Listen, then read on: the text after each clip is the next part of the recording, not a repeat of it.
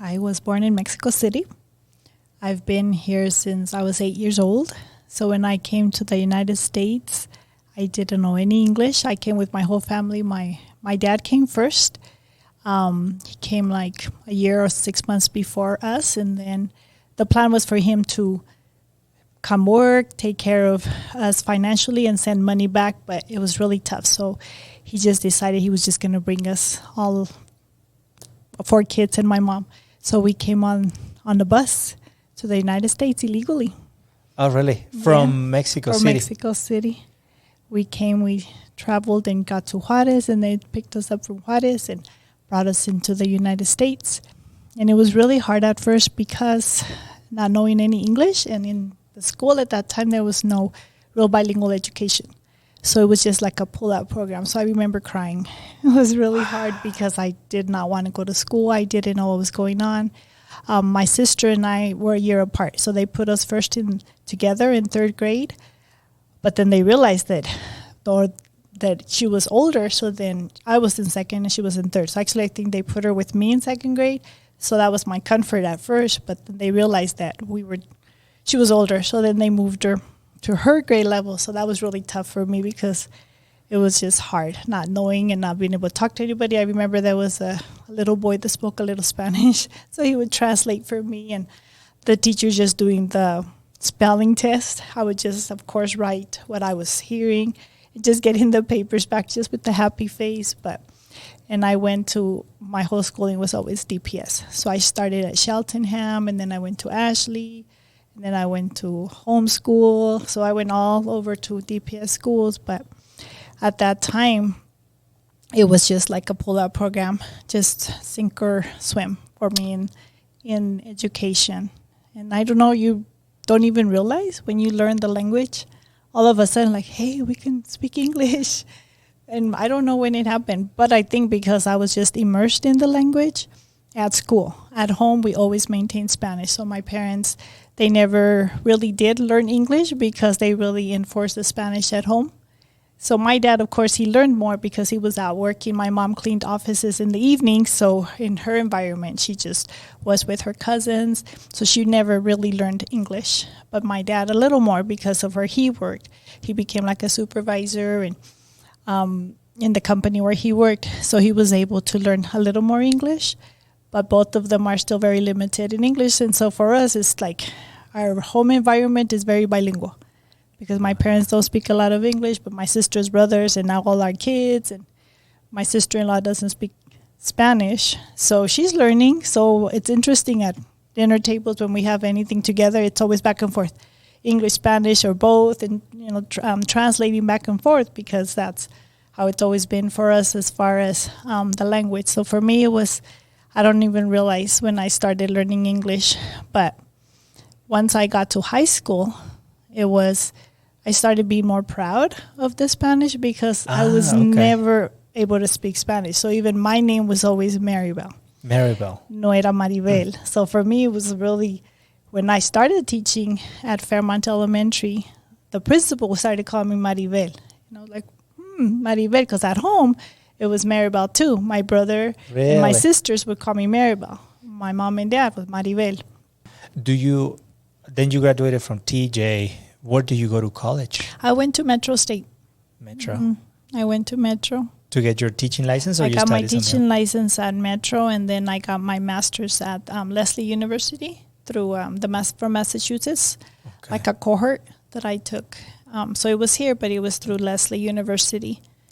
And then you got a teaching job in DPS? I started teaching at Fairmont as a substitute teacher in 1996. Yeah, I started teaching at Fairmont Elementary because they needed a temporary sub for one of the teachers. She was going on maternity leave. It was 3rd grade. And then I stayed at Fairmont for 14 years. 14. I taught 2nd and 3rd grade at Fairmont. And then from there, I came to CMS. It's only been 2 schools. Wow, you built your career in 2 schools. How long have you been here at CMS? Since 2009. 2009. Yeah. So this is going to be your 14th year. Yeah, coming up. I guess I've always stayed in DPS because I feel like I relate to the students and I want to be that role model for many of the students that come to CMS or at Fairmont even, because at Fairmont it was also a dual language school. So we started implementing the dual language there. And then when I came to CMS, that was the other thing that drew me to CMS, the dual language program. And that's just supporting the community. I think just working with second language learners has been a calling for me because I relate to the students. That's how I grew up. And so I always feel like I need to give back to our community. And I think also for the students to see me as a role model, hopefully, that they can also become whatever they want to be, because I know our families have a lot of challenges. And I relate because I had those challenges when I was growing up as well. And they do see you as a role model. That's one of the most beautiful things about your presence in the school and your dedication to our kids and their families is that everybody looks forward to being in fourth grade with you. It's not only how amazing of a teacher you are for all the years that you've been mastering and perfecting your teaching profession, but also how loving, how calm, how welcoming your room is, which is super awesome. The fact that you are a native Spanish speaker, but you're teaching English in our dual language model. I think that's the perfect strategy for our students who do not speak English, because they are in your room learning English, but as soon as they have a question or as soon as they don't understand a concept, you come in and definitely help them by being bilingual. So it is definitely a treasure to have you and your skills. That's beautiful.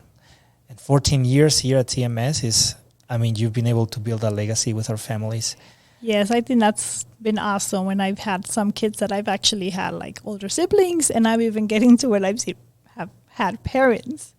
So it's amazing just to kind of see, then they come back and they're like, this is now my son or daughter, or, older siblings when I hear they come and visit, and it's pretty cool. When we do home visits, right, and we go out in the community and like, oh yeah, I know this family, and just, it is really cool just to see some of the kids you saw when their moms were pregnant. That's crazy. And you can see like, I knew you before you were born, literally. Literally. Yeah. Oh my God. What would you like our families to know about you? I mean, I enjoy walking. I love the outdoors. Over the summers, we like to go a lot to the mountains, walking, hiking. But I also enjoy dancing. I love to read. My faith is very important to me, so my faith kind of drives my life and guides my choices, my decisions. I'm very close to my family. Like I said earlier, we were blessed that we all came together, and we are all still here in the United States in pretty much even the same neighborhood. I mean, my mom and dad live like 3 or 2 minutes away from me. My sister lives just like 5 minutes away. My brother's down. So we've always just stayed pretty close, and I think that's really important to me, and I value family a lot.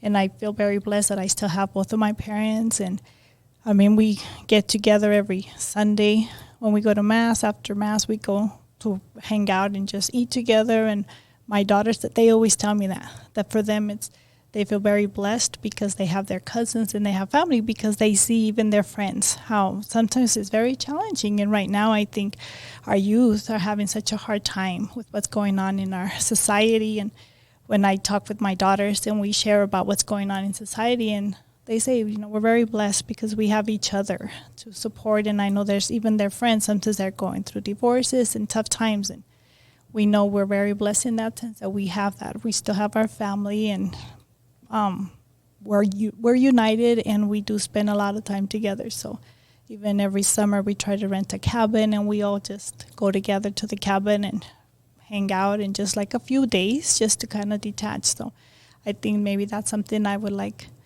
our community, our parents to know, that I value family a lot, and I think it's important for our kids to know that they have somebody that cares. So I think for me, it's also having that relationship with our families here at CMS and community and students, just to check in. I think that's what we've done a lot now is work in CMS, that the whole child. Yeah. And I think I value that because sometimes you see kids like, what's going on, because you could tell something's going on. And when they are able to open up and kind of share what's going on. Y si te parece bien, podemos cambiar al español. para comentar un poquito sobre ese espíritu de comunidad que tú desarrollas en clase, porque siempre se ven a los niños. Los niños cuando están en tu clase tienen como ese sentido de que pertenecen a ese lugar, se sienten bien cómodos y se sienten motivados. Y es obvio que ese es un valor que tú muestras con todos ellos. Incluso con tu compañera de trabajo, sí. mi Flor Curiel, que es la compañera tuya de cuarto grado del salón bilingüe en español, siempre me dice que no puede vivir sin ti. Oh. Dice mi Sánchez. Una vez me dijo, sí me gustaría considerar enseñar otro grado, pero si me voy con Maribel, porque no puedo vivir sin ella. No, hemos hecho buen equipo. Yo siento igual que ella. Y batallé tener una buena compañera porque los primeros años cuando llegué aquí llegaban unos y se quedaban un año y se iban. Y Flor, ya hemos estado juntas buenos años y realmente siento que somos un buen equipo, que nos apoyamos, nos respetamos y yo también siento igual que ella. Trabajo muy, muy bien con ella. Sí. Ustedes son un tremendo equipo. Colaboran mucho también, planifican.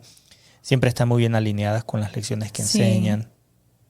Si hay un niño en tercer grado que está curioso por saber cómo es tu clase, ¿qué le podrías decir a ese estudiante de tercer grado cuando vaya a comenzar el año que viene? Pues yo diría que lo que yo quiero que ellos de la clase, que se sientan que es nuestra clase. Yo siempre les digo a ellos, es nuestra clase, no es mi clase. Yo siento que es nuestra clase y tenemos que respetarnos y yo sí les digo, ¿verdad? Yo quiero que me respeten, pero obviamente yo también quiero que ustedes sepan que yo los respeto. Y si en algún momento yo hago algo que los hace sentir mal, tengan la confianza de decirme con respeto, digo, pero que me digan, mira, mi Sánchez, no me gustó esto o me sentí así y totalmente es perfecto porque yo quiero que ellos sepan que yo valoro también lo que ellos ven y cómo se sienten y tomo también en cuenta sus opiniones, a veces ciertas cosas que hacen, que me sugieren ellos, digo que deme una buena razón y tal vez podemos hacer ese cambio, podemos tratar esto. Entonces, yo sí para mí es importante que sepan que los quiero mucho, que me encanta que están conmigo y que me importan ellos y que sientan que el salón es nuestro salón, no es nuestra comunidad. Entonces también como cuando hablamos nuestras expectativas, ¿verdad? Que digo, escuchen al que está hablando, no la maestra, sino a todos. Y el respeto entre nosotros mismos, si estamos compartiendo, estoy tratando y seguimos trabajando en esto, ¿verdad? De mostrar respeto a los demás, escuchándolos, compartiendo,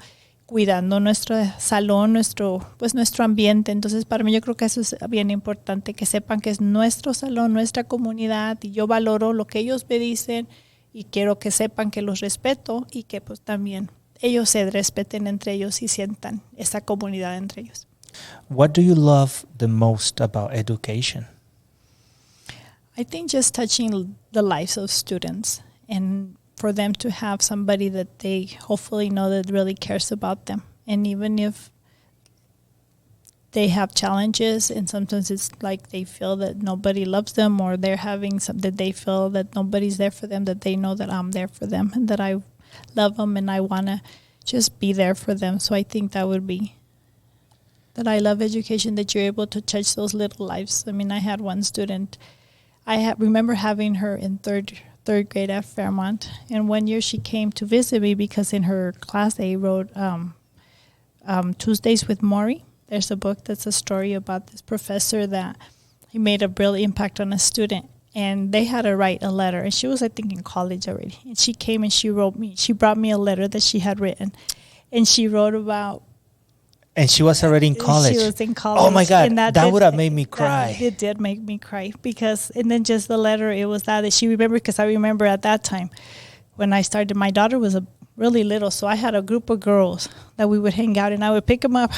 They would come to my house. We would just hang out at my house or we would go hang out. And she wrote that. She was, I remember when you would pick us up. And it was just that building that community with them. And so during that time, I was able to do that. I would, even though I lived far, it didn't matter. Sometimes I would just arrange it with parents when I knew some kids needed a little more support. And I would just pick them up.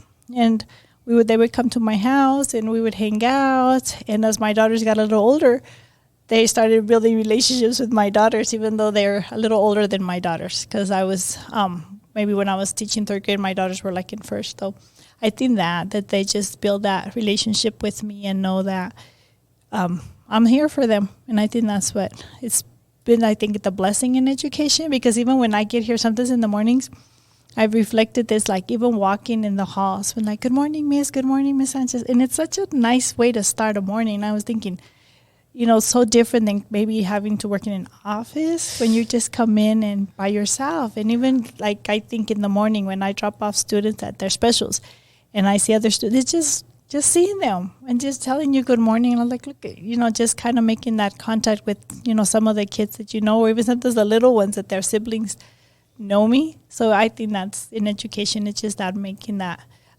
building that relationship with students, and hopefully later on, like I've seen that. Like a few years ago, another student came and brought flowers to me and Miss Smith, and he just said, "Just because you guys I always remember you." He said, "In my mom and I were talking about you guys, and you guys were just like such awesome teachers. So I thought, you know what? I'm just gonna bring in flowers." Oh, that's that so was so cool. cool. And he said Miss Smith was his 3rd grade teacher, and then I was his 4th grade teacher, and then he invited me to his graduation. What do you love the most about CMS? I think it's our community, our students, and our teachers. I think we have a good, strong community. I feel that I can go visit kindergarten and I see, 1st grade, and I just think that our CMS community is very strong and that we support each other. And I think it's not just like superficial, that I think we know each other. And even I know one of our teachers was gone for a while. I was like, hey, I know she's not here. What's going on? So just kind of checking in. And we don't see each other because, I'm 4th grade, so I see more 4th and 5th grade teachers, but even the primary grade teachers, that we know each other. And I think we have that relationship and with you guys, our admin. And so I feel that we have a strong community as the staff, and that obviously goes down to our students and then to our parents, because I feel our parents are very welcome here. I agree. That's also one of the things that I love the most about CMS. Most of us are immigrants. Yes. Did you know that? Yes. We have, out of 26 staff members, there's 5 who do not speak Spanish. Everybody's bilingual. Everybody has a story that connects with our kids. And that itself and that alone just give us this beautiful perspective give us the opportunity to see ourselves in our kids. Yes. And I think that magic is irreplaceable. So, like you're irreplaceable, Miss Sanchez. We love having you here. It's very special just to walk by your room, and you see me sometimes just walking in without a laptop, without anything. I just love to go and sit on that little couch you have and just watch everything. Just because you're a very special human being and you're a very special person. And having you here for our kids and for our parents is definitely a gift for them. I know you touch their lives, and I know that you do wonderful things for them. So I definitely wanted this opportunity for them to know a little bit about you and to be excited to know you in person when the time comes. So thank you so much. Thank you. Really appreciate it. Thank you so much.